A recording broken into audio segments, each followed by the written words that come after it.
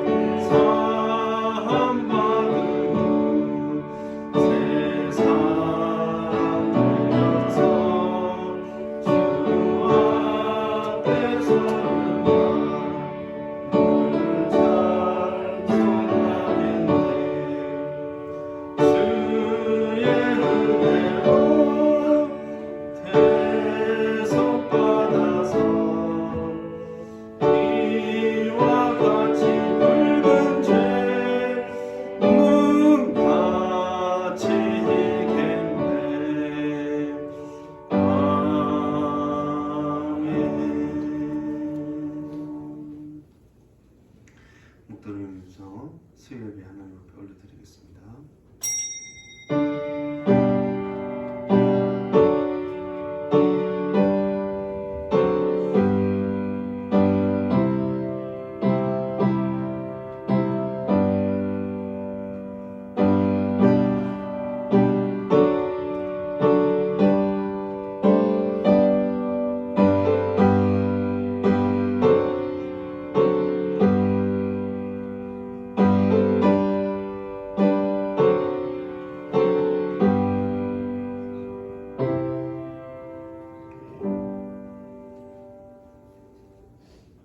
하나님 아버지 3일 동안도 우리를 지켜주시고 예배 가운데 불러주시니 감사드립니다.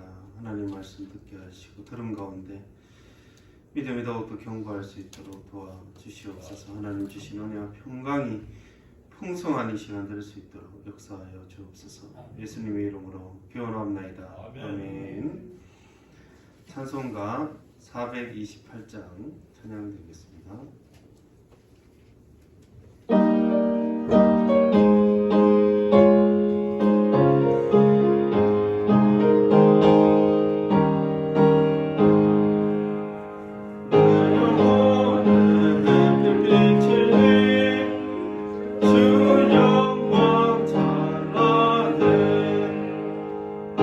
세상 어둠이 보다 깊이 또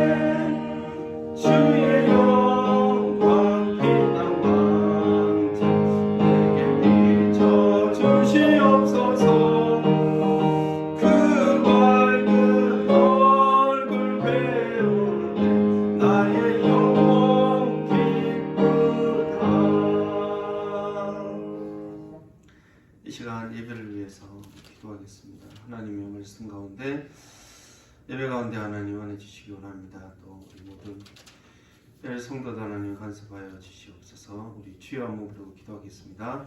주여 하나님 예배 가운데 우리가 하나님 말씀을 들어 말씀을 듣습니다. 하나님 아버지 한 3일 동안도 우리가 생각 가운데 있었던 또 말 가운데 행동 가운데 있었던 하나님 죄들을 용서하여 주시옵소서. 인생의 자랑 가운데 또 신의 생각 가운데 살았으면 하나님 아버지를 다 용서하여 주시고 하나님 말씀 앞에 다시 한번 깨끗함을 입기를 원하며 하나님 말씀 앞에 서기를 원합니다.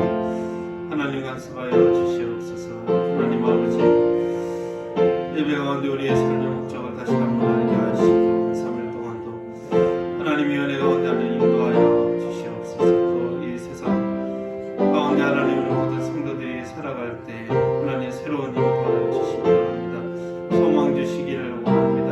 내리 하나님의 은혜 가운데 간섭하여 주시옵소서. 마음 가운데 염려 없도록 하나님 도와주시고 우리의 계획하는 것들과 물질과 하는 손의 수고들이 죄헛되지 않도록 하나님 도와주시기를 원합니다. 하나님께서 날 인도하여 주시옵소서. 세상 가운데서도 하나님 내가 너희와 함께하리라 말씀하셨사오니 하나님 함께하여 주시옵소서. 또 이 나라 민족 가운데서 하나님 나를 간섭하여 주시옵소서. 간섭하지 않도록 하나님 도와주시고 사단이 틈타지 않도록 하나님 도와주시옵소서. 주의 다스림을 알게 되는 귀한 하나님 나라 될 수 있도록 하나님께서 인도하여 주시옵소서. 오늘도 하나님 도우시기 원합니다. 부족한 주여 하나님께서 도우시기를 원합니다. 하나님 도와주시옵소서.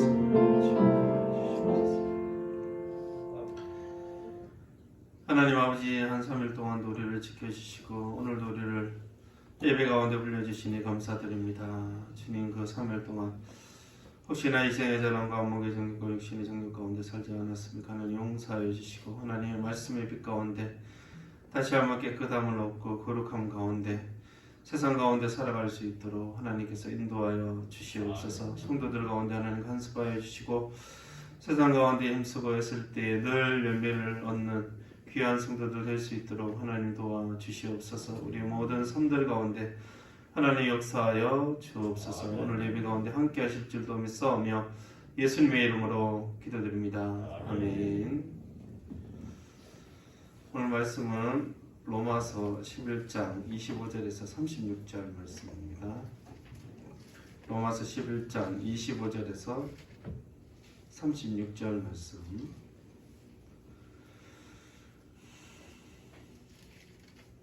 한 절씩 교독하시겠습니다. 형제들아 내가 스스로 지혜있다면서 이 신비를 너희가 모르기를 내가 원하지 아니하노니 이 신비는 이방인의 충만한 수가 들어오기까지 이스라엘의 더러는 우둔하게 된 것이라. 그리하여 온 이스라엘이 구원을 받으리라 기록되었노라.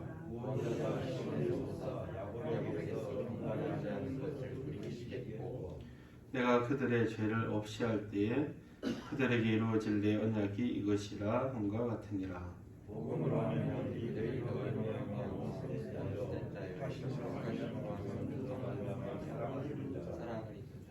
하나님은 여호와 부르시면 후회하심이 없느니라. 너희가 전에는 하나님께 순종하지 아니하더니 이스라엘이 변하지 아니하고 굳게 긍휼을 입었느니라. 이와 같이 이 사람들이 순종하지 아니하니 이는 너에게 베푸신 긍휼로 이제 그들도 긍휼을 얻게 하려 하심이라. 하나님이 모든 사람을 순종하지 아니하는 가운데 강포 주시니 모든 사람에게 긍휼을 베풀어 주시리로다. 깊도다 하나님의 지혜와 지식이 풍성하며 그의 판단은 헤아리지 못할 것이며 그의 길은 찾지 못할 것이로다. 누가 주의 마음을 알았느냐 누가 그의 모사가 되었느냐 누가 주께 먼저 드려 갚으심을 받겠느냐. 이는 만물이 주에게서 나오고 주로 말미암고 주에게로 돌아갑니다. 그에게 영광이 세세에게서 있다. 아멘. 할렐루야. 우리 옆 사람과 한번 평안 사랑합니다 한번 인사하겠습니다.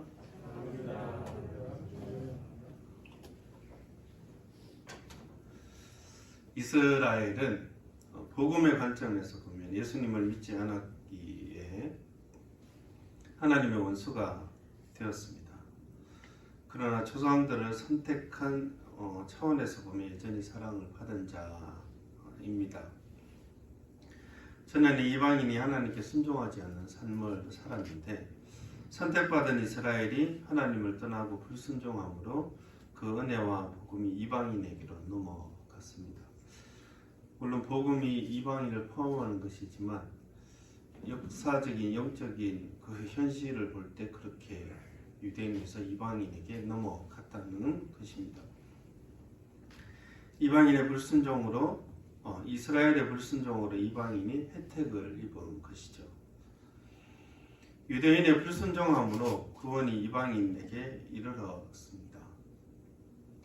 그렇다고 유대인들이 완전히 버림받은 것이냐? 그렇진 않다. 우리가 읽진 않았지만 11절, 12절에 보시면 그러므로 내가 말하느니 그들이 넘어지기까지 실족하였느냐? 그럴 수 없느니라. 그들이 넘어짐으로 구원이 이방인에게 이르러 이스라엘로 시기나게 함이니 그들의 넘어짐이 세상의 풍성함이 되며 그들의 실패가 이방인의 풍성함이 되거든 하물며 그들의 충만함이리요. 그러니까 이스라엘의 넘어짐으로 이방인이 구원을 얻은 것처럼 다시 이스라엘로 시기하게 함으로 그들이 돌아올 때 더 풍성한 구원을 얻을 가능성이 있다는 것입니다. 이게 하나의 복음의 큰 역사이며 신비인 것입니다. 불순종과 이스라엘의 불순종과 이방인이 또 그들을 통하여 돌아오게 되고 이방인이 돌아오니 또 이스라엘을 보면서 시기함을 원래 하나님의 크신 은혜가 민족적으로는 우리에게 먼저 시작되었는데 그렇게 생각하면서 다시 예수 그리스도를 믿게 되는 계기가 될 것이다. 그 부분들을 앞에서 쭉 감람나무 비유까지 얘기해서 이야기를 하고 난 뒤에 우리 읽은 25절을 보면 이것들을 형제들아 너희가 스스로 지혜다 하면서 이 신비를 너희가 모르기를 원하지 아니한다. 이것을 신비라고 얘기하는 것입니다. 미스테리라 이렇게 이야기를 하는 거죠. 근데 그 신비가 모르기를 원하지 아니한다 이렇게 말씀하고 있으니 꼭 알기를 원하는 거죠. 이방인의 충만한 수가 들어오기까지 이스라엘의 더러는 우둔하게 된 것입니다. 하나님의 비밀이 있었는데 이방인의 충만한 수가 들어오기까지 이스라엘이 얼마나 완악한 채로 그냥 있을 거다. 역사적으로 볼 때 지금 이 유대인들이 구원을 놓치는 이 현실이 얼마나 안타깝습니까? 민족적으로는 본인들이 먼저 선택을 받았고 수천 년 동안 하나님의 복을 누렸는데 그 아들이신 예수님을 안 믿는 거죠. 그게 얼마나 너무나 안타깝고 처절한 현실이죠. 근데 그 현실은 하나님 앞에서 결코 예외적인 상황이 아닌 것입니다. 하나님의 미스터리, 신비인 것이죠. 그것을 바울은 알기를 원하는 것입니다. 왜냐하면 그렇게 이방인이 충만한 수가 이방인이 돌아오고 난 뒤에 또 그들을 앞에 얘기한 것처럼 시기나게 함으로 인해서 26절 같이 한번 읽겠습니다. 시작. 그리하여 온 이스라엘이 구원을 받으리라. 기록된 바 구원자가 시온에서 오사 야곱에게서 경건하지 않은 것을 돌이키시겠고 아멘. 27절까지 읽겠습니다. 시작. 내가 그들의 죄를 없이 할 때에 그들에게 이루어질 내 언약이 이것이라가 되니라. 아멘. 그래서 이스라엘을 시기나게 해서 하나님의 구원의 모든 이스라엘이 이룰 것을 말씀하고 계시죠. 그것이 이미 현실을 보니까 당황스러워서 하나님이 임기응변으로 얘기하신 게 아니고 시편과 선지자의 미리 이 상황을 예언하셨다는 것입니다. 그래서 이사야 59장 20절에서 21절 말씀 같이 한번 읽겠습니다. 시작. 여호와의 말씀이라 구속자가 시온에 임하여 야곱의 자손 가운데서 죄가를 떠나는 자에게 임하니라. 여호와께서 이르시되 내가 그들과 세운 나의 언약이 이라니 곧 내 위에 있는 나의 영과 내 입에 든 나의 말이 이제부터 영원하도록 내 입에서와 내 후손의 입에서와 내 후손의 후손의 입에서 떠나지 아니하리라. 여호와의 말씀입니다. 아멘. 온 이스라엘 구원을 받을 것입니다. 물론 저절로 구원을 받지는 않겠죠. 믿는 모든 자들이 구원을 받을 것이고 그들의 불순종과 오만함을 돌이키시고 죄를 사하시고 예수 그리스도를 구원자로 고백하게 할 것입니다. 하나님은 단순히 민족적 이스라엘을 버리지 않으셨습니다. 그렇게 된다면 그 후손의 후손까지 하나님은 구원하실 것입니다. 하나님은 이 민족적 이스라엘을 버리지 않으셨고 그들이 예수 그리스도를 믿고 구원을 얻는다면 여호와의 영이 함께 하시며 후손의 후손까지 복을 누리는 그런 구원의 은혜를 더하실 것입니다. 여러분 이 로마서를 볼 때 바울이 역사적으로 이스라엘과 이방인의 관계를 진술하고 역설하는 그런 말씀을 우리가 볼 때 하나님은 선택된 자들을 쉽게 버리시는 분이 아니십니다. 하나님은 한 민족, 한 국가를 쉽게 버리지 않으시죠. 이스라엘 민족을 단순히 이방인에게 복음을 전하는 도구로 사용하시지 않으셨습니다. 이스라엘을 정말 사랑하셨고 언약을 주셨고 제사 제도를 통해서 그들은 많은 역사들 가운데 임재를 누리게 하셨습니다. 지금 그들이 예수 그리스도를 저주받을 자라 생각하고 믿지 않지만 바울에게는 소망이 있는 거죠. 말씀 가운데 구원자가 시온에서 오사 야곱에게서 경건치 않은 자를 돌이키시겠고 그들의 죄를 없이할 것이다. 이미 예언된 말씀을 그는 붙들고 있습니다. 하나님의 약속이 이루어질 것이다. 자신의 민족의 현실이 복음을 대적하고 교회를 핍박하지만 그는 지금 말씀 가운데 본인 자신도 소망을 갖고 있는 것입니다. 하나님이 그럼에도 불구하고 이 민족적 이스라엘도 하나님이 사랑하셔서 하나님의 백성 참 이스라엘이 되게 하실 것이다. 그래서 29절에 하나님의 은사와 부르시면 후회하심이 없기 때문입니다. 여러분 소망은 말씀 가운데 있습니다. 바울은 유대인의 넘어짐을 보았습니다. 예수 그리스도를 불신하고 조롱하고 대적하는 것을 그는 피부로 경험했습니다. 그래서 이런 생각할 수 있죠. 아 이제 민족적 이스라엘은 버려졌구나. 쟤네들 다 지옥 가겠구나.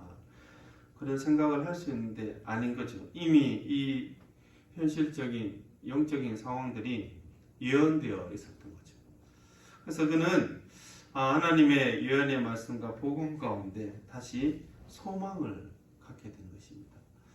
이 처절한 영적인 상황들, 자기가 이 민족적 이스라엘을 얼마나 사랑하는데 자신의 구원이 흔들려도 괜찮으니 이 이스라엘이 구원받기를 원한다는 모세의 심정과 같은 그 심정을 그는 로마서에서 마지막 계속 이렇게 토로하고 있는데 이 소망을 어디서 가져야겠습니까? 이 현실적으로는 여전히 예수 믿는 민족적 이스라엘은 그렇게 많지 않아 보이고 그래서 그는 그 소망의 근본적인 것을 하나님의 말씀에 두고 있는 것입니다. 말씀이 소망인 거죠. 여러분 우리 교회와 우리 민족과 우리나라의 소망 역시도 근본적으로 하나님의 말씀에 있습니다. 여러분 하나님은 한 사람, 한 민족 쉽게 이렇게 버리시는 분이 아닙니다. 우리 민족도 경건함으로 돌이켜야 될 사람들과 죄를 없이 하고 하나님의 백성이 되어야 될 사람들이 많이 있습니다. 우리나라 역시도 신앙의 역사가 100년이 넘어가고 있지만 늘 100년의 시간 가운데 하나님만 붙들는 것은 아니죠. 세상을 닮아가는 부분들도 있었고 어떤 사람은 지금 한국교회에 희망이 없다고 말합니다. 그럼에도 불구하고 역사 가운데 보이신 하나님의 은혜와 능력이 있지 않습니까? 여러분, 우리는 이 한국교회의 소망을 바울이 자신의 민족적 이스라엘에 대한 소망을 하나님의 말씀에서 찾은 것처럼 우리도 하나님의 말씀을 붙들고 기억하고 그 말씀으로 하나님 앞에 나아가 간구하며 이 교회의 소망을 찾아야 하는 것입니다. 분명히 하나님께서는 이 말씀을 다시 붙들 때 경건하지 않는 것을 돌이키시고 죄를 사하시고 교회에 있는 부족한 부분들을 분명히 채우시고 또 허물과 죄를 깨끗하게 사하시는 그 은혜와 능력이 우리에게 있을 것입니다. 여러분, 하나님의 말씀 가운데 소망을 찾는 저와 여러분 되기를 주의 이름으로 축원합니다. 30절 31절 같이 한번 읽겠습니다. 시작. 하나님께 순종하지 아니하더니 이스라엘이 순종하지 아니함으로 이제 긍휼을 입었는지라. 이와 같이 이 사람들이 순종하지 아니하니 이는 너희에게 베푸시는 긍휼로 이제 그들도 긍휼을 얻게 하려 하십니다. 아멘. 쉬운 성경에 보면 전에 하나님께 불순종하던 여러분이 이제 이스라엘이 불순종한 것 때문에 자비를 얻게 되었습니다. 그러니까 이방인이 이스라엘 불순종 때문에 구원을 얻게 되었다.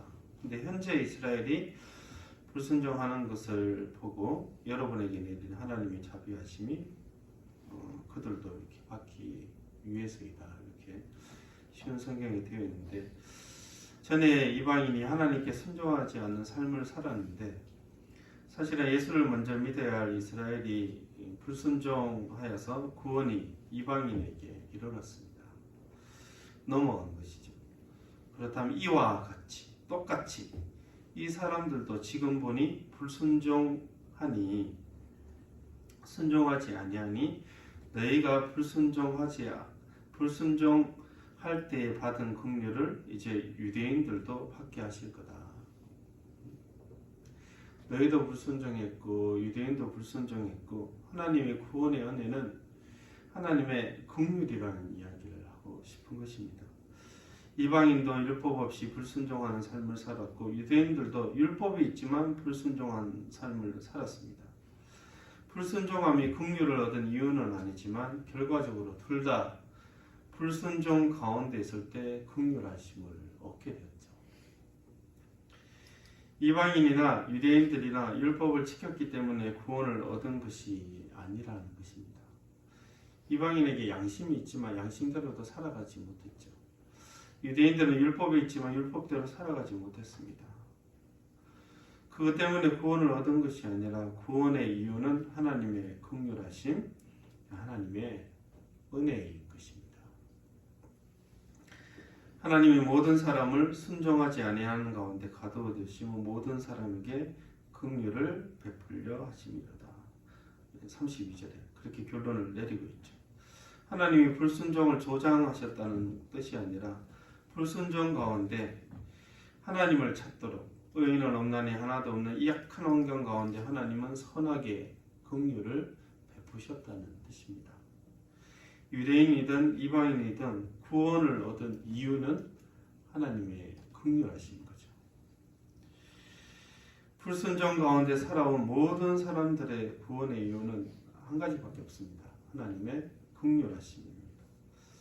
양심대로도 살아가지 못하고 율법이 있지만 그 율법대로 살아가지 못하며 율법을 제대로 알고 지켰으면 반드시 예수님을 믿게 될 상황임에도 불구하고 유대인들은 그렇지 못했죠. 지옥 가는 줄도 모르고 자기 의를 주장한 것이 유대인인 것입니다. 그런데 이 사람들을 긍휼히 여기셨어요. 사랑하셨습니다. 유대인의 역사는 사실 이 긍휼하심의 역사입니다. 얼마나 많이 유대인들이 하나님을 반역했습니까? 우리가 통독하고 있는데 열왕기 상하를 보면 무시무시합니다. 우상숭배했다가 안 했다가 이게 정말 어떤 선왕이 있으면 안 했다가 왕이 바뀌자마자 우상숭배 바로 합니다. 양심이 있지 조금 기다렸다가 이렇게 하는 것도 아니고 왕이 바뀔 때마다 뭐 미련 없이 우상숭배하고 생 난리를 칩니다. 그런 큰 죄악의 역사를 하나님은 긍휼하게 여기셨습니다. 여러분, 인류의 역사는 인간의 과학 문명의 역사가 아니라 하나님의 긍휼하심의 역사입니다. 이방인은 말할 것도 없죠. 율법이 없는 이방인들은 말할 것도 없습니다. 그 당시 이방인들은 그냥 우상 숭배자였습니다. 태어날 때부터 죽을 때까지 그렇게 살아온 자들이었죠. 1세기 때 이방인들도 마찬가지였습니다. 그들 역시도 하나님 앞에 인정받을 어떤 도덕적인 수준이나 마음 상태가 하나도 없었죠. 하지만 하나님은 그 불순종 가운데 있는 이방인과 유대인을 긍휼히 여기시고 모든 사람들을 긍휼히 여기셔서 구원을 얻게 하셨습니다. 그 긍휼하신 가운데 저와 여러분도 이 자리에서 하나님께 예배드리고 하나님을 찬송하는 줄 믿습니다. 그래서 이 상황들을 볼 때, 이 크신 긍휼하심을 볼 때 바울은 찬송할 수밖에 없는 것입니다. 우리 33절 같이 한번 읽겠습니다. 시작. 깊도다 하나님의 지혜와 지식에 풍성하며 그의 판단은 헤아리지 못할 것이며 그의 길은 찾지 못할 것이다. 아멘. 그러면서 누가 주의 마음을 알았느냐, 누가 그의 모사가 되었느냐, 누가 주께 먼저 드려서 갚으심을 받겠느냐. 이는 만물이 주에게서 나오고 주로 말미암고 주에게로 돌아갑니다. 영광이 그에게 세세히 있으리로다. 아멘. 구원의 이 역사의 스토리를 제대로 알게 되면 그가 유대인이든 이방인이든지 바울이 찬송한 이 성령을 드릴 수밖에 없습니다.